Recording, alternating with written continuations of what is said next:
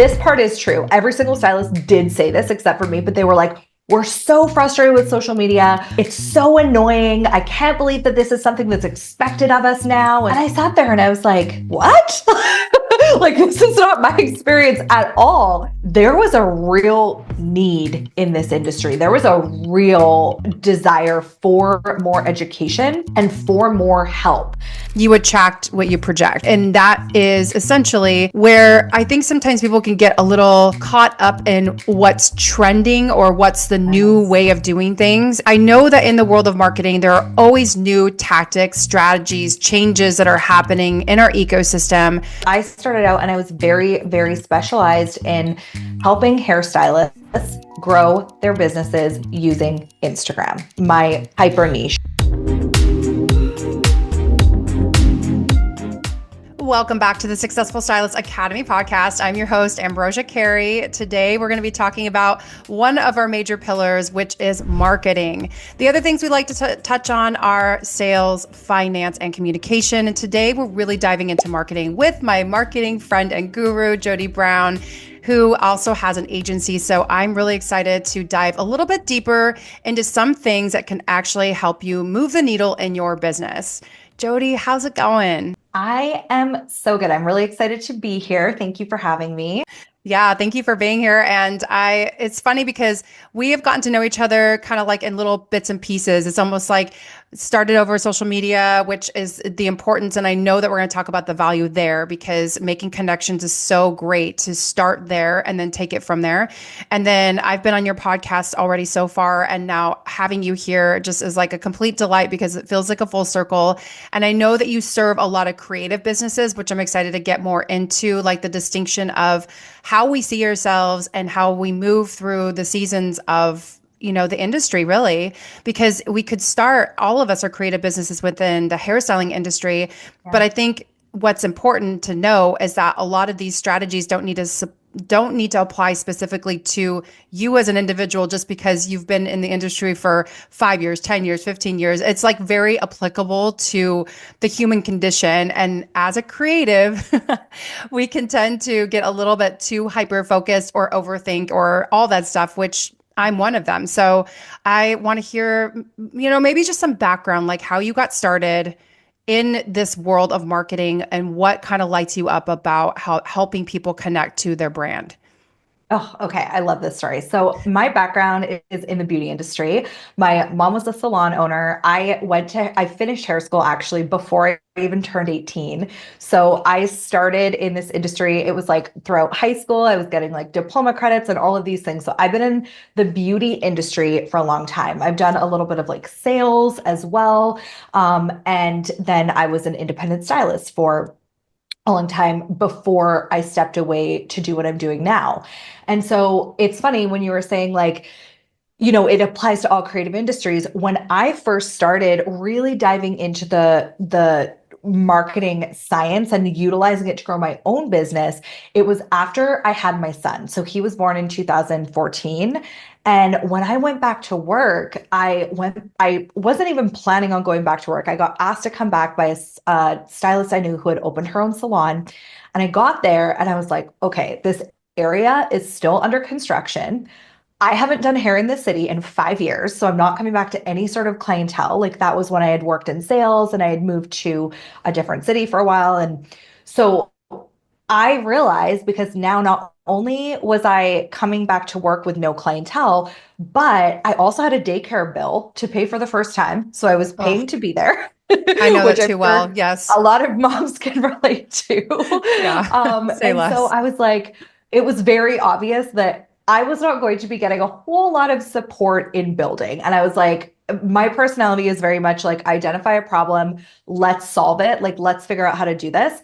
And what I did have, the asset that I had was a 40-minute commute to the salon. So I'm like, how can I utilize this time to learn and grow and to really like utilize this to learn the skills I need to grow my clientele? So what I decided to do is I started to utilize that time to listen to podcasts. And it was like the Gold Digger podcast. I don't even think there was any hair specific podcast at that time. I could be wrong. I had not heard any of them back in like 2015. And so I was like going into all this marketing world, right? This world of entrepreneurship and applying what I learned to my business behind the chair. So I picked Instagram. That was kind of my platform of choice. And I was absolutely blown away. Keep in mind, at this time, you could post a hair photo and things would, clients would come in, but I was blown Yeah, away the by the good old days. fact, yeah, yeah, right. Where not only could I attract clients, but I started to notice something about the clients that were coming in. The more I learned and the more I got specific in like what I was posting and how I was posting, the more I realized like I can design my own clientele. This is insane because like I said, I started in the hair industry when I was like 17 and it was very much here's some business cards, go hand them out at the mall. Like, you were very reliant on the salon that you worked at to build your clientele. And I remember staying at some salons where I was treated really poorly because I was scared that I couldn't my clients wouldn't come or I couldn't do it on my own. So for me, coming from that space, I feel like people coming in now, it's a given, social media, we can build our clienteles. For me at that time, it was a revelation. Like this is possible for me. And I was really, really excited by it. And so I started diving deeper and deeper and learning as much as I could. So fast forward, I grew my clientele enough to basically go independent within, I think it was like 14 to 16 months. I can't remember the exact dates, but I had really grown. So I moved salons. 98% of my clients, I would say, followed me. I think I might have lost one because I had that relationship and I had attracted them because of me, not because of the salon. And so I was able to like make that transition and I just started to fall more and more in love with the whole process. So fast forward to February of 2020, I was at a class and it was not even about social media. It was about balayage and business. And at the end of the class, there was a Q&A part. And this one stylist asked a question about social media. And I'm sure this is not actually how it happened, but when I think about it back in my mind, it was like a slow-mo moment. Every single stylist, and this part is true, every single stylist did say this except for me, but they were like, we're so frustrated with social media. Like it's so annoying. I can't believe that this is something that's expected of us now. And like all of these things. And I sat there and I was like, what? Like, this is not my experience at all. And Yeah. that was the moment that I realized that there was a real need in this industry. There was a real like desire for more education Hmm. and for more help. And I had looked and there was already educators doing it. So I assumed, well, I knew I was good at this thing, but I assumed like there's already great educators out there that are teaching this stuff.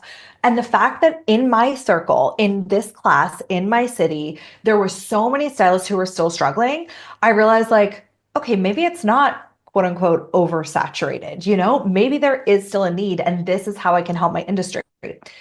The wheels started turning on that. And then 3 weeks later, the world shut down, as we know. We were all there. And I decided at that time that I was going to step away from my business behind the chair. And I was going to go all in on building my business as a marketer and as an educator. And so that's what I did. And that's how I got into it. It's so interesting because it's like that kind of coincides with really how we define our marketing message in general. So it's funny how your full circle story led to you actually serving other people and helping them develop their marketing story by the very steps that you took in order to create your own marketing message to attract the right type of client. So you found a need, you knew that that was obviously more of a niche, but it was also something that could really benefit somebody if they knew how to make better, stronger, deeper connections with the right type of people. And I think that's the hard part about it is that some people get a bit confused with the type of clients they would like to have versus the type of clients they're already attracting. I'll never forget, like it was probably, I don't know, maybe 8 or 9 years ago. I was sitting in one of these summit classes with, some of my friends, and I happened to know another salon owner that was sitting there, and we were getting caught up with one another.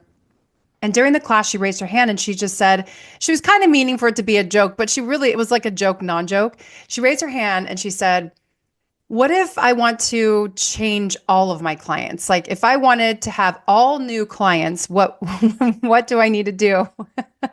And I don't remember exactly what the response was. It was a long-winded answer, but basically to sum it up, it was kind of like you attract what you project, and that is essentially where I think sometimes people can get a little caught up in what's trending or what's the new Yes. way of doing things. And I know that in the world of marketing, there are always new tactics, strategies, changes that are happening in our ecosystem, but there are always the tried and true things that can really help somebody not just elevate their business, but define more clarity. So I kind of want to almost start there, if you don't mind, talking about some of those tried and true things that our listener could really do right now, within this week. Like, okay, if I were to do this. And so I think talking about those, it removes the overwhelm, and it removes the veil or the cloak, so to say, that there has to be a deeper, richer understanding of something that you have to do a huge deep dive. It's more just like kind of getting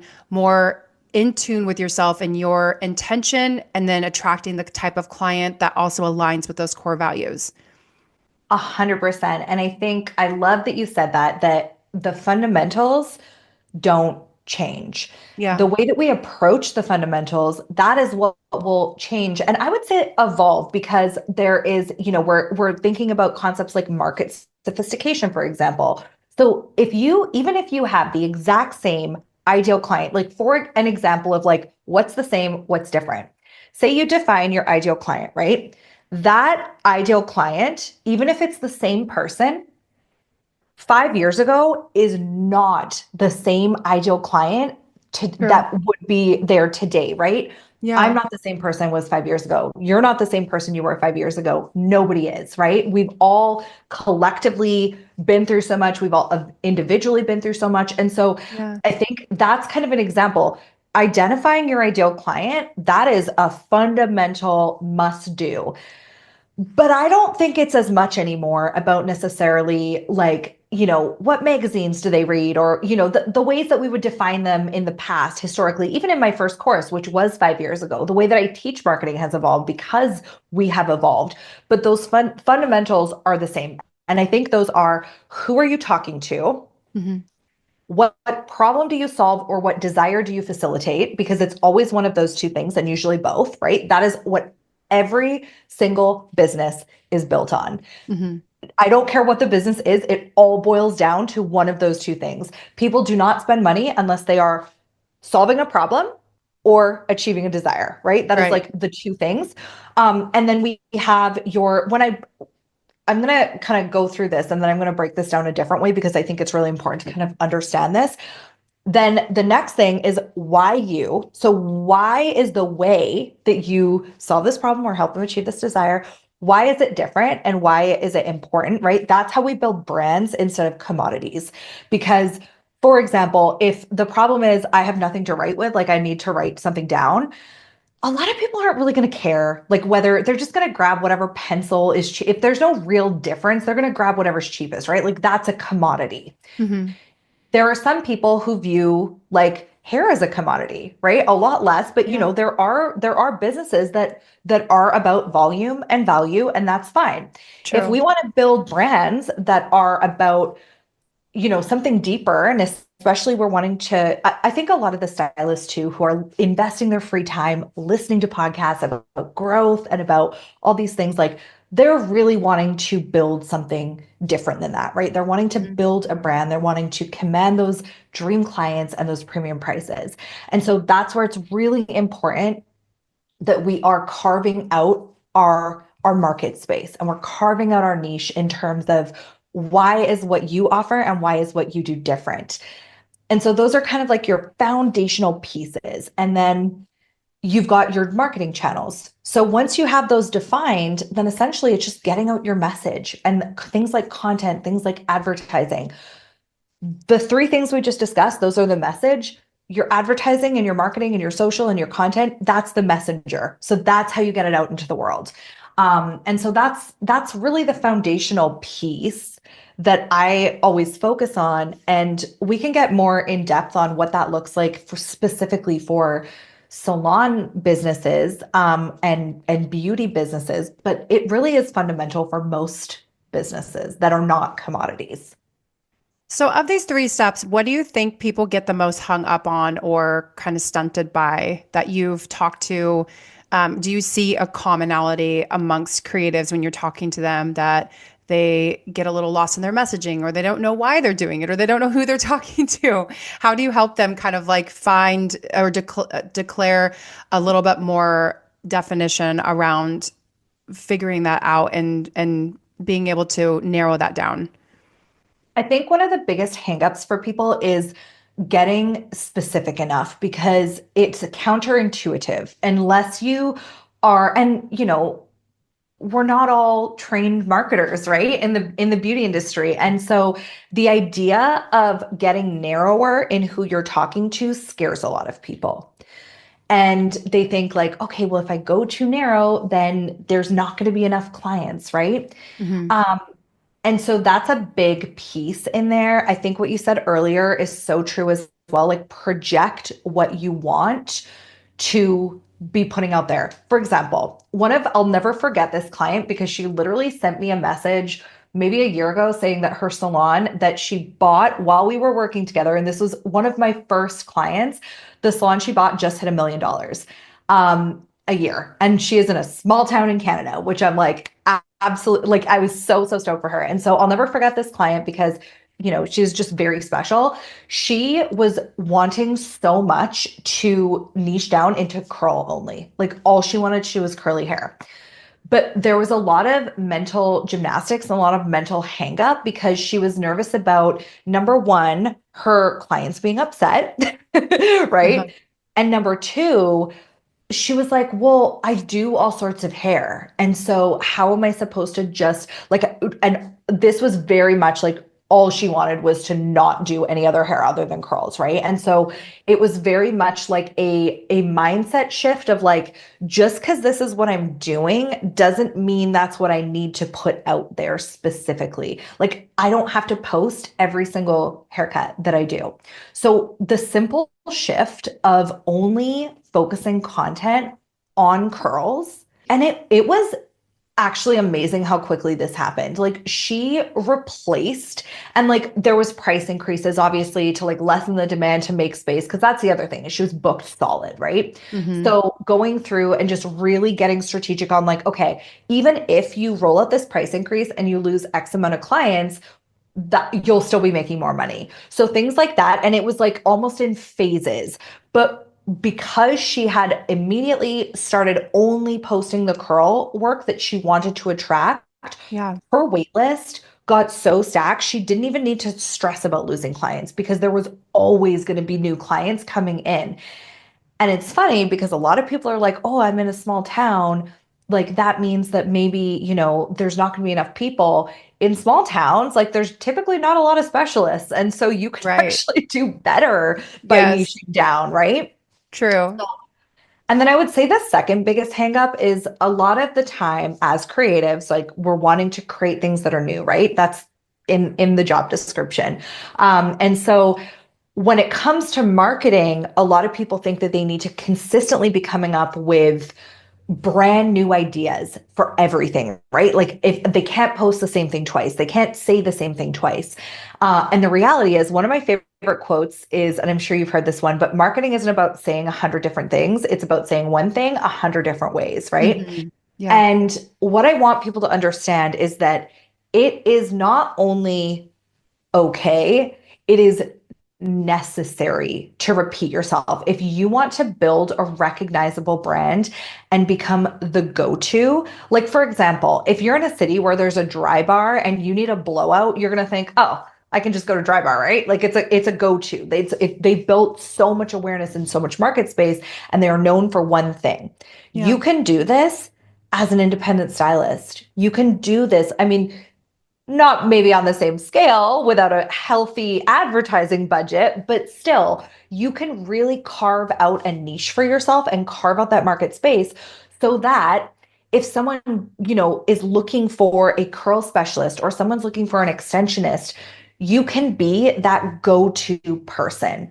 If someone, like, this applies to educators as well, and I talk about this with my educator clients nonstop. Like, how can you become the go-to for one specific thing versus trying to teach a little bit of everything, right? It's going to make it so much more easy to refer you. And that's what I want people to think about in any brand that they're building. Repetition equals reputation. That is one of the most important things you can remember, because if you're not sick of what you're saying and you don't feel like you're repeating yourself, then you're probably not building a recognizable brand. Right.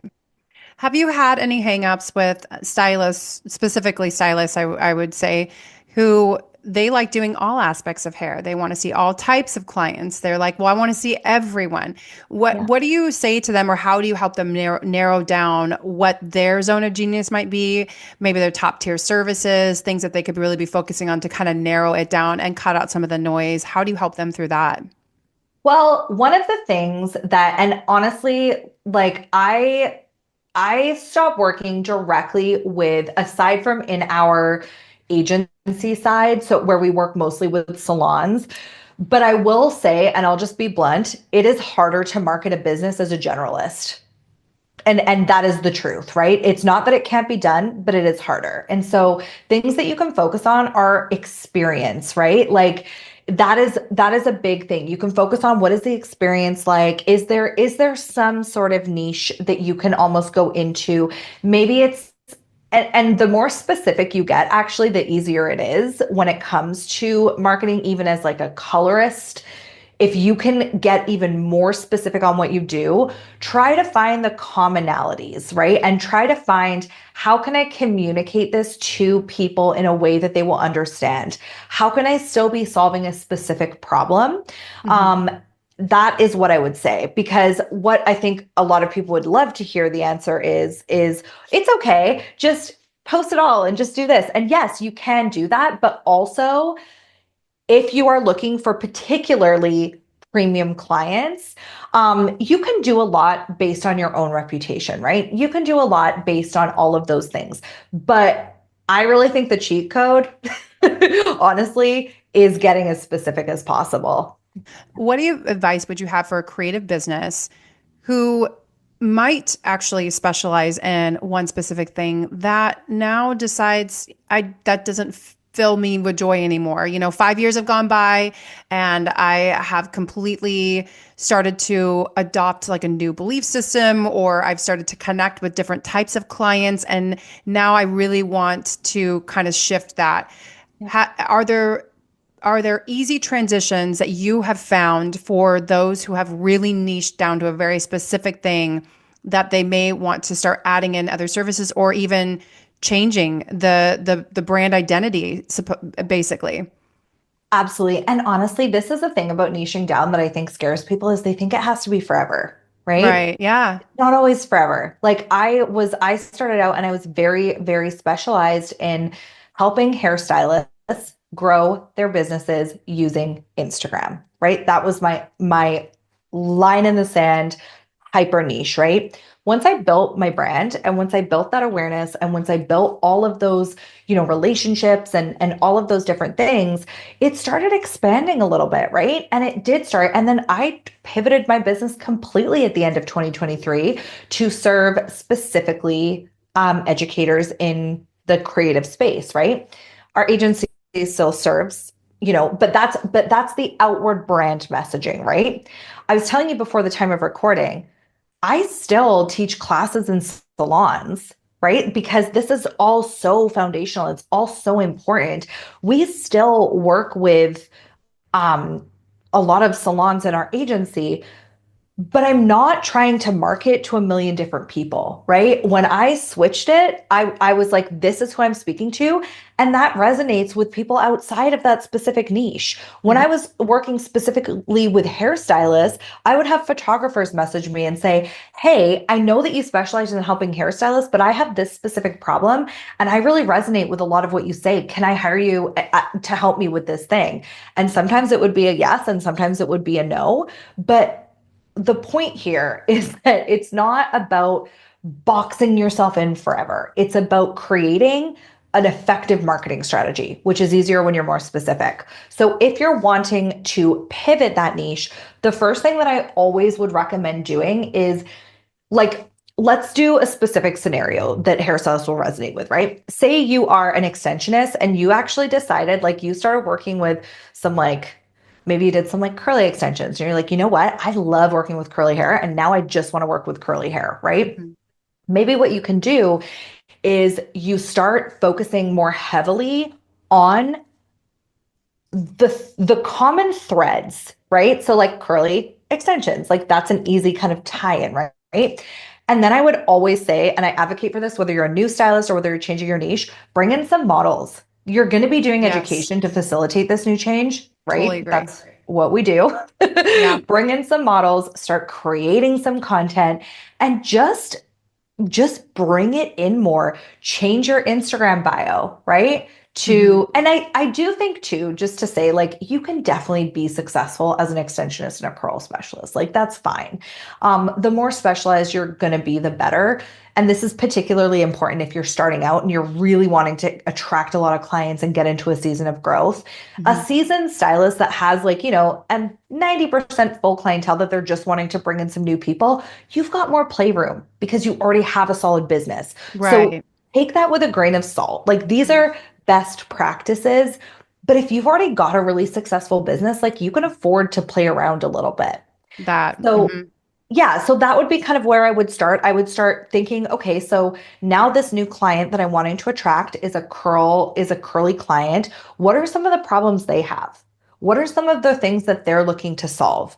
What are some of the things that I could maybe talk about that's going to position myself as an expert in this specific niche? So that's kind of what I would look at if you're someone who has built a really successful business, but you're wanting to switch your niche.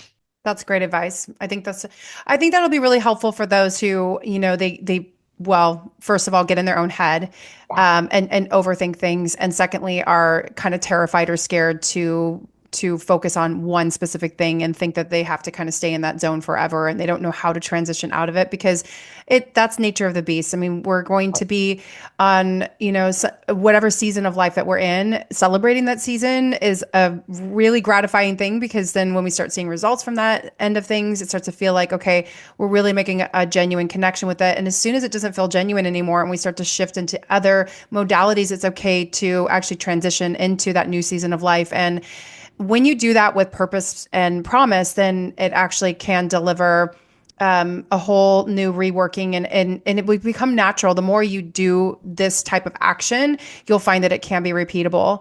You said something along your 3 steps, and then the fourth and final step basically was to choose your channel.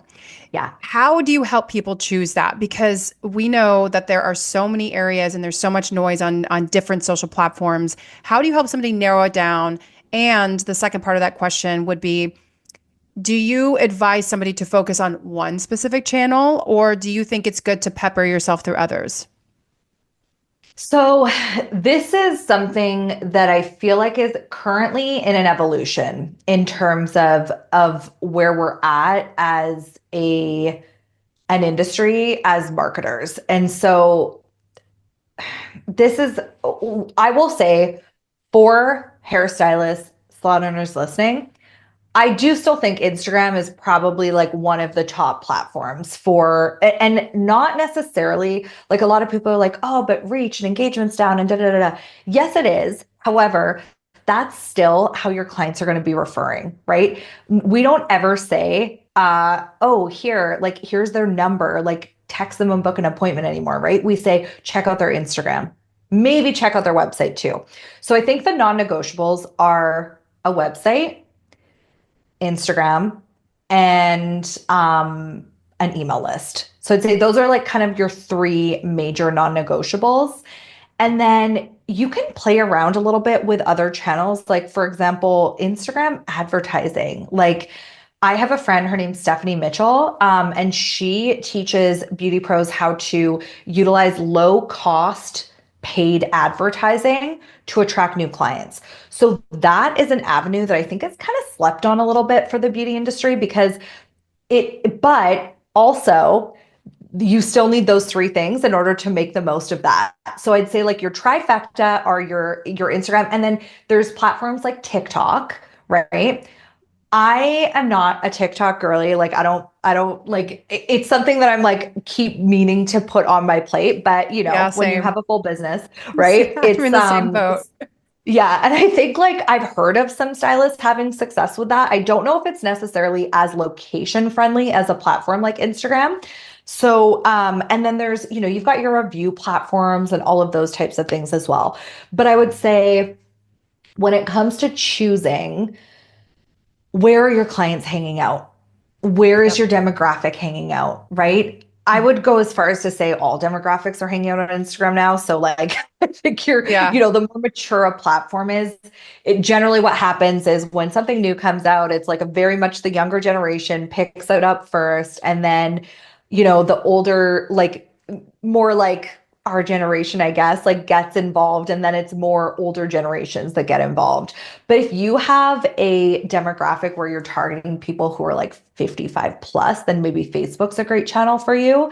Um, but Facebook, like the reach is like abysmal for business accounts. So that would be something where I'd be looking more at like paid advertising or Facebook groups, things like that. And so for the brick and mortar business, that's generally the channels I would choose if I were restarting today in 2025. Is the biggest pain point when someone's coming to you that they are wanting to attract more clients to their business? Or is it more about gaining clarity on how they can actually build a more sustainable marketing plan? I would say that when we boil it all down, the biggest reason is clients. If you don't have a brand, you can post and pray all you want. You can hop on every trend. You can do all these things. And at the end of the day, it's not going to build your business. True. It's like you need to have that structure. And so I think of it in like three phases. I always think of your brand as like, and this is what I go through with educators, but honestly, this really does apply to salons as well.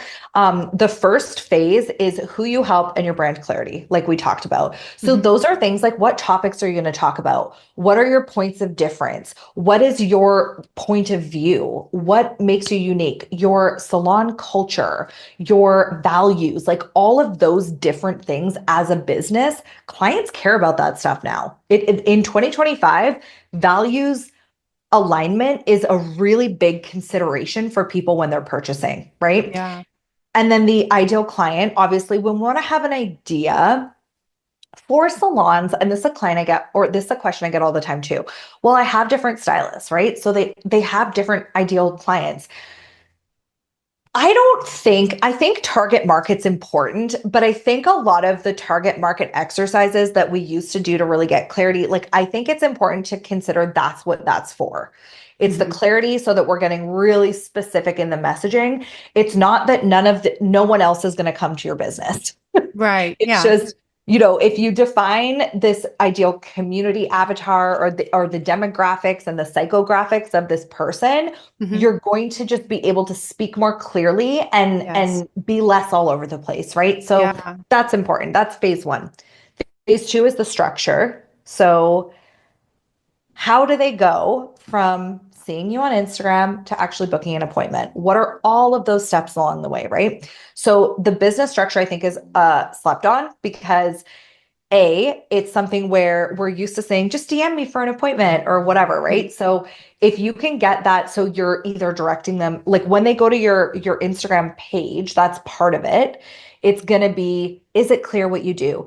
I always include a CTA in your bio. That's like a hot tip. So if you can make sure that if you have a website that's linked for like either a new client form or your website or whatever, literally have click our website or like fill out form for appointment or whatever as your direct CTA with an arrow. Like make it easy. Yeah. Make it easy. That's a really Yeah. big one. Another great way to do that is to have like a pinned post. That's an example of structure. A pinned post being like for new clients or something like that so that you can talk them through. That's a really big one. And then be very clear. If you are a client, can I come to your page and easily get in contact with you or easily book an appointment? Same applies to your website as well. Just make it as easy as possible. And then the third part, and this is where a lot of people start Yeah. actually, is figuring out your content plan. Right. So a lot of people think that's the beginning, Yeah. but in reality, that is just how you're getting all of this stuff out there, right? Mhm. So when we create a content plan, I have one for stylists that I call the aligned content framework. And essentially, we're talking about your niche. So it can be like, and even if you have like one or two, start there until you get comfortable, right? But what I'll typically do is like, if you're a blonding expert, we could talk about the this is going to be where you're showcasing your work, but you can talk about like, for example, I like to always define three different ways I'm going to hit it. Mhm. One that I used to do when I was doing this for my own business is I would do like maintenance. I would talk about maintenance as one of my pillars. I would talk about like products to my favorite products. And then I would talk about just different ways that they could, make the most of their hair at home, or different like information about the service, or like just a little behind the scenes kind of stuff. I feel like now too with reels, you can even just have one of your pillars be like showcasing your work. I think Right. that's a really Yeah. great way to do that too. The other thing that we want to talk about is social proof. And so that can be media. That can be, so any features like authority. Why are you the go-to? Say did hair for, I'm just going to throw out a random example, but say you like did hair for a local celebrity, or you went to a class. That would be something that's like authority building because your clients can see. Or big visual transformations are really great for this too, and kind of unique to our industry. So if you can take like a really beautiful, like beautifully curated like before and after journey, that is proof. That's you showing your clients like, this is what we started with, and this is what we got to. Testimonials, stuff like that can always help there too. And then salon culture and vibe. So can they picture themselves in your salon? Yeah. Like, that's a big thing. If you can get someone to picture themselves walking in, I love vlog style content for this. Like, come with me to open the salon, or, Yeah. a day behind the scenes, like that kind of stuff, or even like a full walkthrough of a service where you're like, highlighting the parts that your clients love. Like, I would always do an extra long, like highlight the part where they're getting their scalp massage or their Uh-huh. coffee or whatever. Like, these are great amenities that, that's not going to lead people to come see you fully, but it's nice to just give them a little peek behind the scenes, right? And then talking about, yourself a little bit. Have yourself in there. You can make content without clients, right? You can talk through, like, one of the best engaged posts I ever got was me talking about my own hair care routine. And I was going through and I was like curling my hair and being like, this is what I use, all of those different things, right? So, and that was when I was behind the chair, which was quite groundbreaking like 7 years ago. And now it's kind of par for the course. But, Right. these are the kind of things that you can do. Essentially, I want you to think about content as bringing the foundations to life. It's not about the content, it's about what you're doing, and you're bringing it into vision for your clients. What are some workarounds that you have found as really helpful for creatives to be able to stay more consistent with their content, their strategy, their schedule, and really just their business in general? Batching, scheduling, repurposing. If you can dedicate maybe, I don't know, a couple hours every Yeah. 2 weeks to Hmm. just batching. And the other thing too is like, batch 3 posts a week. If you're in a season where it's tight, like, our clients get amazing results at 3 posts a week. Instagram's not the same anymore. It's not always about, posting 3 times a day like it used to be. Hmm. So I think that's another thing, is a lot of people are like, they get all this energy and they're like, oh, I'll post twice a day. But it's like, you would be so much better served by taking those 2 posts a day and stretching that out over a month and being consistent with it, than like posting twice a day for like a week and then not posting again for three. Yeah, and not overthinking. I think overthinking is a really big thing for creatives Uh-huh. because we think of things from our own perspective, the way that Yeah. we see the landscape. And I think really it's taking a step back and thinking about who it is that you serve already and what Mhm. questions come up for them. And you can always document those in real time. But if you're nervous about documenting them, then you can at least use that as a pillar of your content as well.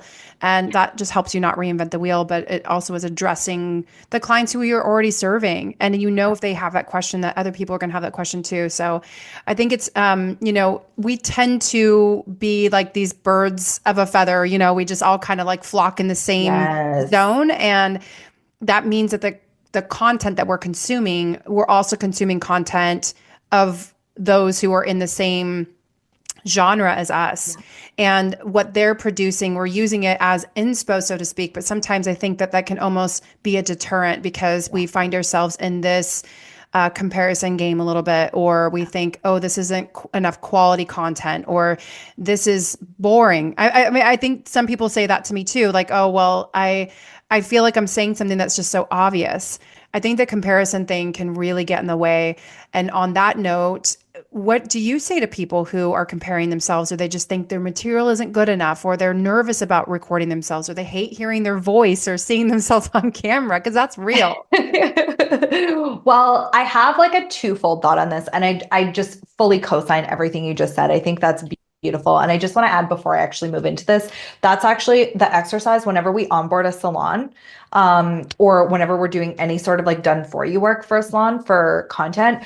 I always have them, like every single team member, there's like, put a notepad, and this is something you can take and implement if you're listening this week. Put a notepad at the back bar, right? Whenever you go mix up color or get a coffee or whatever you do, write down any question that your client just asked you. And if you do this for a week, you will have enough material for months, but just keep it in your mind. Like when they're asking a question, mental note it, and you will see, like, I remember being like, my client being mind blown when I was like, oh, this is how you apply dry shampoo, or like, this is the right way to brush your hair. Like, there's so many things that we take for granted because, like you said, we're consuming all of the work of our peers. Yeah. You're not creating content for your peers. If you're behind the chair, unless you're an educator, right? Then, or an influencer, then it's a different strategy. But if you're a behind the chair stylist who is trying to attract clients, or a salon owner who is trying to attract clients, it is not about your peers. And so if you can Yeah. consume a little less and then create a little more, and you're really focusing on that, just take that notepad and then create a post to answer every single one of those questions. And that is going to be so easy. It doesn't require any brain thought really, because you already know the answers to these questions. You're answering them in real time. And I think that just really takes a lot of the stress out of it when you realize my clients are not professional hairstylists.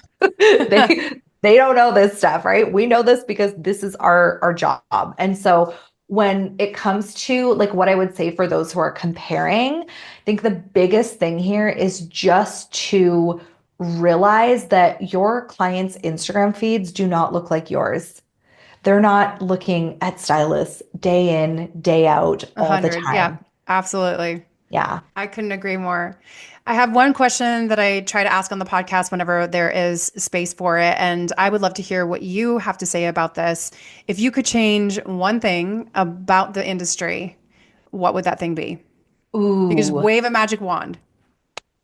I would give every single stylist the internal knowing that they are enough, and that this is a That's good. beautiful, powerful industry to be a part of. And that, you know, I think a lot of us go through, oh, are you just going to hair school to like put yourself through university or whatever? Like, I think a lot of us have heard things like that, or, people have unintentionally made us feel small for a career choice.